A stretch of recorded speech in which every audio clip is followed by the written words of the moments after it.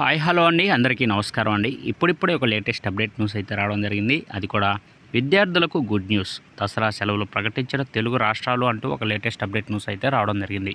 అయితే దీని గురించి పూర్తి సమాచారం మనం ఈ వీడియోలో తెలుసుకుందాం. వీడియో ఎక్కడ స్కిప్ చేయకుండా చూసినట్లయితే అప్పుడే మనకు పూర్తి సమాచారం తెలుస్తుంది. ఇక లేట్ చేయకుండా వివరాల్లోకి వెళ్దాం ఫ్రెండ్స్. ఆంధ్రప్రదేశ్ ప్రభుత్వం దసరా సెలవులకు సంబంధించి కీలక ప్రకటన చేసింది.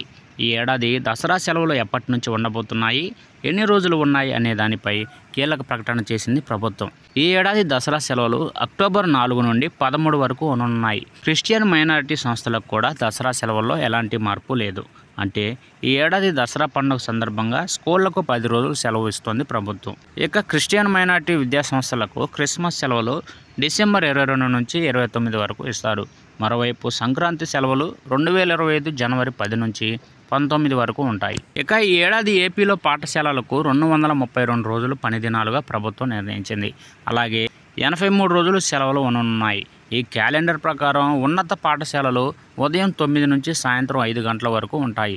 ప్రాథమిక పాఠశాలలు ఉదయం 9 నుంచి సాయంత్రం 4 గంటల 30 నిమిషాల వరకు ఉంటాయి. ఇక తెలంగాణలో కూడా దసరా సెలవులు ఎప్పుడో ప్రకటించారు. అకాడమిక్ క్యాలెండర్లో దీనిపై ప్రకటన చేశారు. ఈ మేరకు తెలంగాణలో దసరా సెలవులు అక్టోబర్ 2 నుంచి 14 వరకు అనగా 12 రోజులు హాలిడేస్ రానున్నాయి. ఇక తెలంగాణతో పోలిస్తే ఏపీలో దసరా సెలవులు తక్కువగా ఉండనున్నాయి. ఇక తెలంగాణలో సంక్రాంతి సెలవులు వచ్చేసి 2025 గాను జనవరి 13 నుండి 17 వరకు ఇవ్వనున్నారు. ఇక ఈ సెలవులు ప్రభుత్వ మరియు ప్రైవేటు పాఠశాలలకు సమానంగా వర్తిస్తాయి. చూసారు కదా ఫ్రెండ్స్, ఈ అప్డేట్ కనుక మీకు నచ్చినట్లయితే లైక్ చేయండి. మరెన్నో లేటెస్ట్ అప్డేట్ న్యూస్ కోసం మన ఛానల్ అయితే సబ్స్క్రైబ్ అయితే చేసి ఫాలో అవ్వండి friends. Thank you for watching friends.